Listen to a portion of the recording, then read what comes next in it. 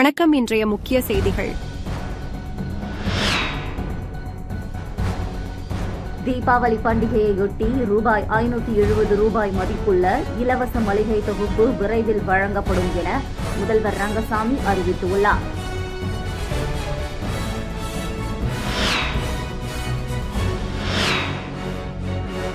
புதுச்சேரி நீதிமன்றத்தில் மின்னணு மனு தாக்கல் முறை கட்டாயமாக்கப்பட்டு நடைமுறைக்கு வந்துள்ளது.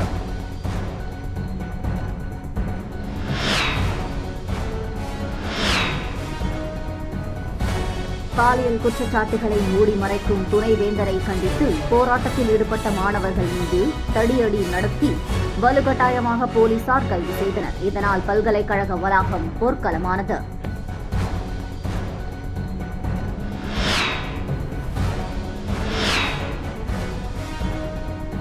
அரியாங்குப்பம் அருகே 3 பேரை போலீசார் கைது செய்யப்பட்டதை கண்டித்து மீனவர்கள் காவல் நிலையம் முன் சாலை மறியலில் ஈடுபட்டதால் கடலூர் புதுச்சேரி சாலையில் போக்குவரத்து பாதித்தது.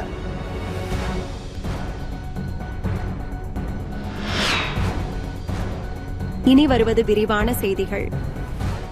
தீபாவளி பண்டிகையையொட்டி ரூபாய் 570 மதிப்புள்ள இலவச மளிகை தொகுப்பு விரைவில் வழங்கப்படும் என முதல்வர் ரங்கசாமி அறிவித்துள்ளார். நெட்டப்பாக்கத்தில் நடந்த நலத்திட்ட உதவிகள் வழங்கும் விழாவில் பேசிய முதலமைச்சர் ரங்கசாமி, புதுச்சேரியில் வரும் 10ஆம் தேதிக்கு மேல் இலவச அரிசி, கோதுமை வழங்கப்படும். விடுபட்டு 2 மாதங்களுக்கு சேர்த்து இலவச அரிசி வழங்கப்படும். தீபாவளி பண்டிகைக்கு ரேஷன் கார்டுக்கு ரூபாய் 570 மதிப்புள்ள எண்ணெய், ரவை, சர்க்கரை மற்றும் மளிகை உள்ளிட்ட இலவச தொகுப்பு விரைவில் வழங்கப்படும். அடுத்த மாதம் இளநிலை மற்றும் முதுநிலை எழுத்தர் பணியிடங்களுக்கு நிரப்பப்படும். 37 மாணவர்கள் அரசு மருத்துவக் கல்லூரியில் அரசு இடஒதுக்கீட்டில் சேர்ந்துள்ளனர். உயர்கல்வி படிப்பிற்கான வாய்ப்பை அரசு முழுமையாக ஏற்படுத்தி கொடுத்துள்ளது.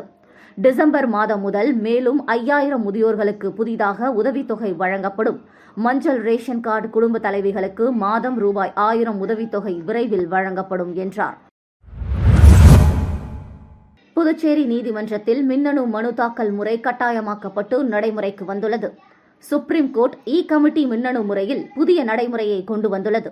இதனை அனைத்து ஹைகோர்ட், மாவட்ட நீதிமன்றங்களில் பின்பற்ற உத்தரவிடப்பட்டுள்ளது. நீதிமன்றத்திற்கு நேரில் செல்லாமல் தங்கள் இருக்கும் இடத்திலிருந்தே வழக்குகளை பதிவு செய்யலாம். இந்த மின்னணு தாக்கல் காகிதமில்லாத நடைமுறையை ஊக்குவிக்கும்.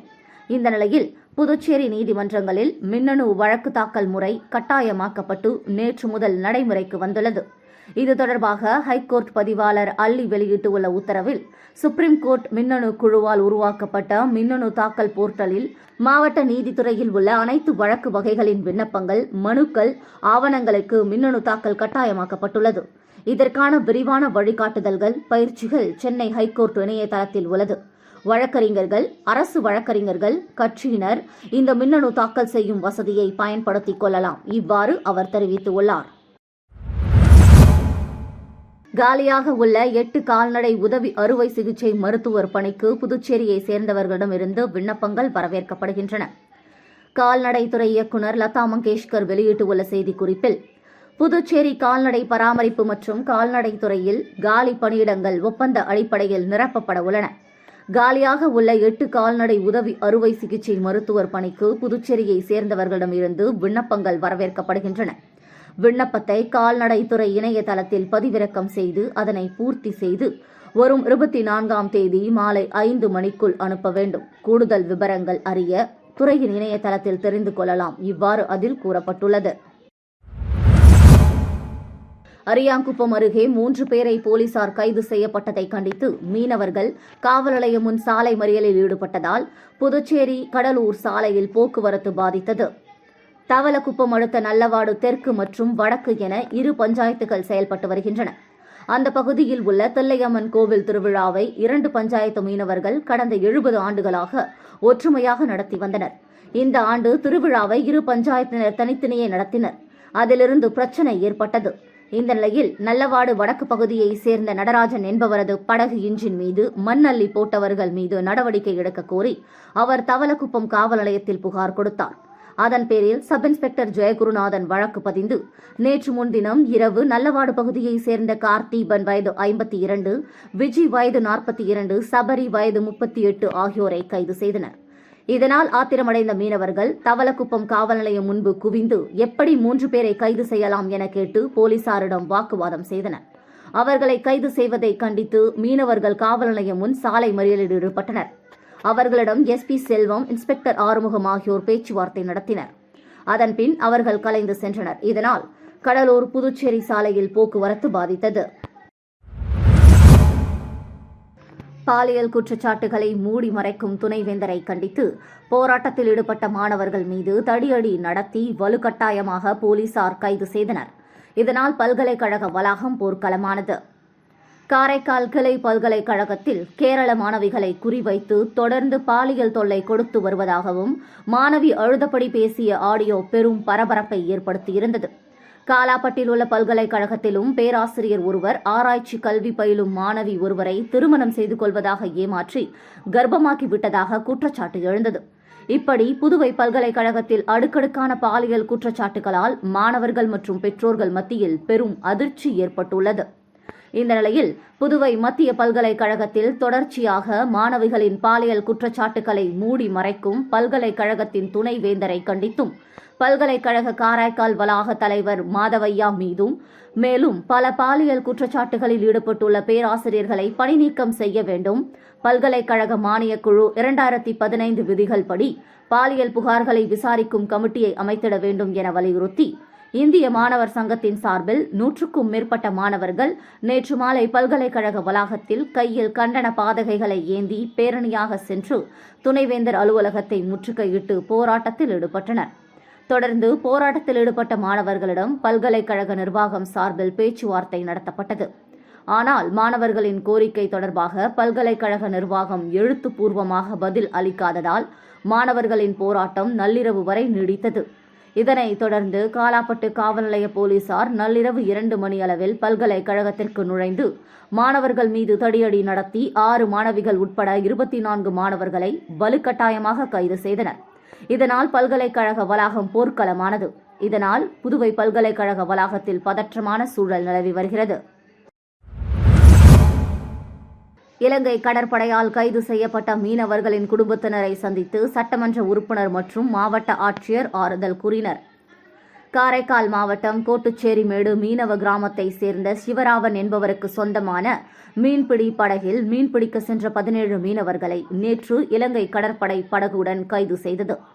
இதனை அடுத்து மத்திய மாநில அரசுகள் உடனடியாக தலையிட்டு மீனவர்களை விடுதலை செய்யவும் படகுகளை விடுவிக்கவும் அப்பகுதி மீனவர்கள் கோரிக்கை விடுத்திருந்தனர். இந்த நிலையில் இலங்கை கடற்படையால் கைது செய்யப்பட்ட மீனவர்களின் குடும்பத்தினர்களை நெடுங்காடு கோட்டுச்சேரி தொகுதி சட்டமன்ற உறுப்பினர் சத்ர பிரியங்கா மற்றும் மாவட்ட ஆட்சியர் ரவி பிரகாஷ் ஆகியோர் நேரில் சந்தித்து ஆறுதல் தெரிவித்தனர். அப்போது சட்டமன்ற உறுப்பினர் மற்றும் மாவட்ட ஆட்சியரிடம் தங்களது குடும்பத்தாரை விடுவித்து படகுகளையும் மீட்டு தர மீனவ பெண்கள் கண்ணீர் மல்க வலியுறுத்தினர். கடந்த 15 நாட்களுக்கு முன்பு இலங்கை கடற்படையால் கைது செய்யப்பட்ட மீனவர்களின் குடும்பத்தார்களையும் சந்தித்து ஆறுதல் தெரிவித்தனர். வில்லியனூர் போக்குவரத்து காவல்துறை சார்பில் சாலை விபத்துகளை தடுப்பதற்கு முக்கிய பகுதிகளில் தற்காலிக பேரிகார்டுகளை அமைத்து விபத்துகளை தடுப்பதற்கான நடவடிக்கைகள் மேற்கொள்ளப்பட்டுள்ளது. புதுச்சேரி மேற்கு போக்குவரத்து காவல்துறை காவல் கண்காணிப்பாளர் பக்தவச்சலம் அறிவுறுத்தலின்படி சாலை விபத்துகளை தடுப்பதற்கு பல்வேறு நடவடிக்கைகள் மேற்கொண்டுள்ளனர். அதன் அடிப்படையில் வில்லியனூர் பைபாஸ் சாலை வழியாக தினம்தோறும் லட்சக்கணக்கான கனரக வாகனங்கள், பேருந்துகள், பள்ளி பேருந்துகள், இருசக்கர வாகனங்கள் என பல்வேறு வாகனங்கள் சென்று வருகின்றன. மேலும் வில்லியனூர் தட்டாஞ்சாவடி முதல் கோட்டைமேடு பைபாஸ் சாலை வரை சாலையின் நடுவில் தடுப்பு சுவர் அமைக்கப்பட்டு சாலை விதிமுறைகளை பின்பற்றப்பட்டு வருகிறது.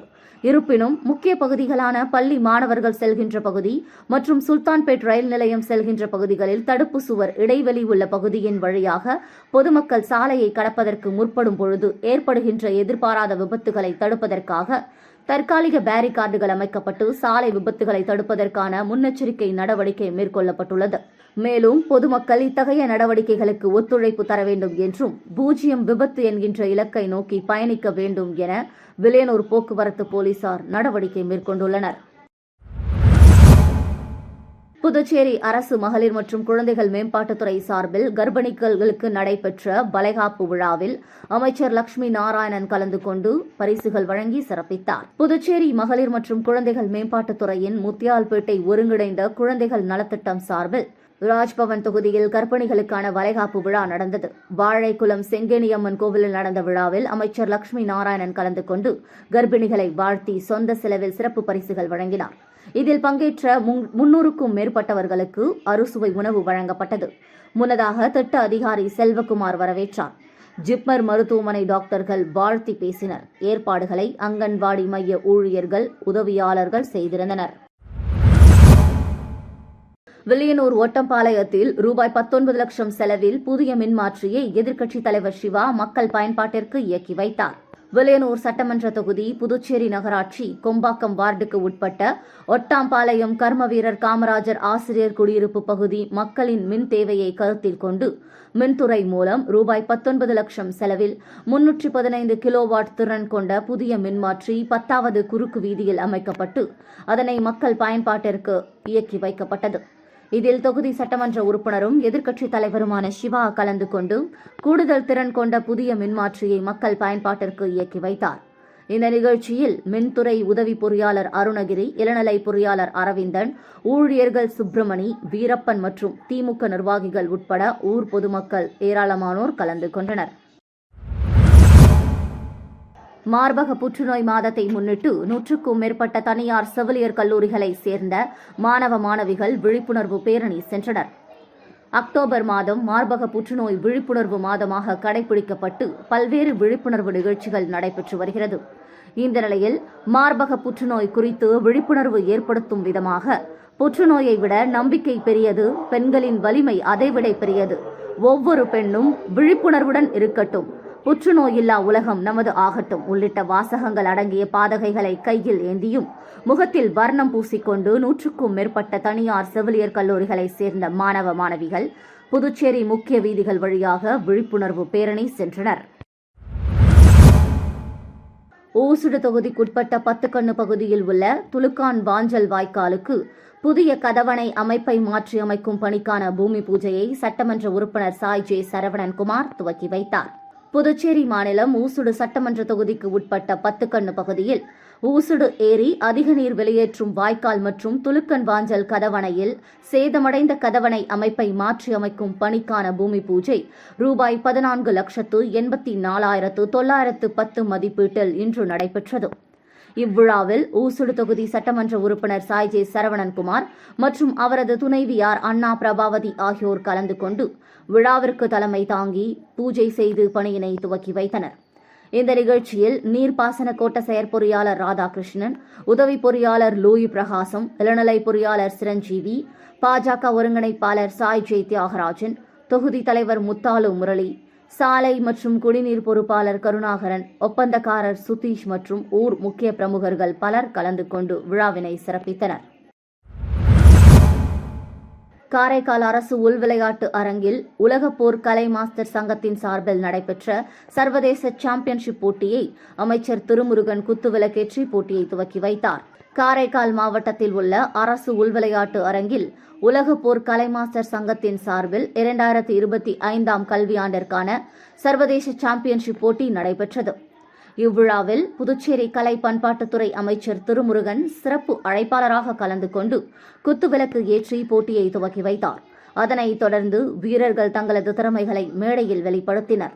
மேலும் என் கட்சியில் சிறப்பு விருந்தினர்கள் ஜப்பான் கிராண்ட் மாஸ்டர் மசுனோபோ சாத்தோ மற்றும் மலேசிய கிராண்ட் மாஸ்டர்கள் ரத்தினம் ராஜசேகரன், புதுச்சேரி ஸ்கில்டோ அசோசியேஷன் தலைவர் திருமுருகன், டாக்டர் தாமஸ் ஜோசப் மற்றும் பிரேம்ஜித் ஆகியோர் கலந்து கொண்டு சிறப்பித்தனர்.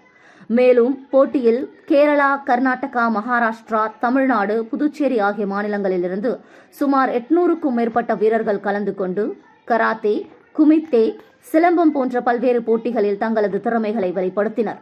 இந்த நிகழ்ச்சியில் தலைமை நடுவர் கிராண்ட் மாஸ்டர் ஜோதிநாத், தொழில்நுட்ப இயக்குநர் கிராண்ட் மாஸ்டர் செல்லப்பாண்டியன் ஆகியோர் சிறப்பு விருந்தினர்களுக்கு சால்வை அணிவித்து நினைவு பரிசை வழங்கினர். மேலும் நிகழ்ச்சிக்கான ஏற்பாடுகளை grand master doctor VRS Kumar செய்திருந்தார். இறுதியில் நிகழ்ச்சியில் கலந்து கொண்ட அனைவருக்கும் கில்பர்ட் கிறிஸ்டியன் நன்றி தெரிவித்தார். மீண்டும் இன்றைய முக்கிய செய்திகள். தீபாவளி பண்டிகையையொட்டி ரூபாய் 570 மதிப்புள்ள இலவச மளிகை தொகுப்பு விரைவில் வழங்கப்படும் என முதல்வர் ரங்கசாமி அறிவித்துள்ளார்.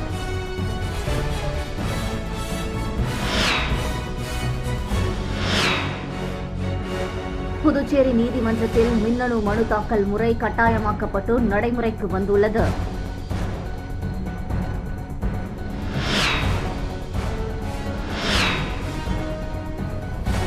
பாலியல் குற்றச்சாட்டுகளை மூடி மறைக்கும் துணைவேந்தரை கண்டித்து போராட்டத்தில் ஈடுபட்ட மாணவர்கள் மீது தடியடி நடத்தி வலுக்கட்டாயமாக போலீசார் கைது செய்தனர். இதனால் பல்கலைக்கழக வளாகம் போர்க்களமானது.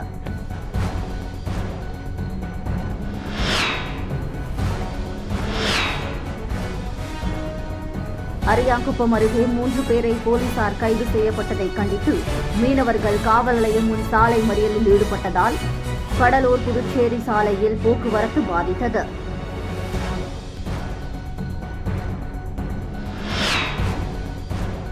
செய்திகளை துல்லியமாகவும் தெளிவாகவும் தெரிந்து கொள்ள கிரியேட்டிவ் மீடியா யூடியூப் சேனலை சப்ஸ்கிரைப் செய்து கொள்ளவும். நன்றி, வணக்கம்.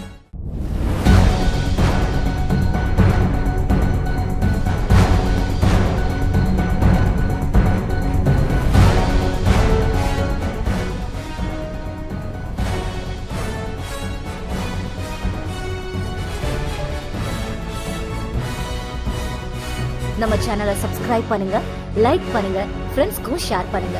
தேங்க்யூ.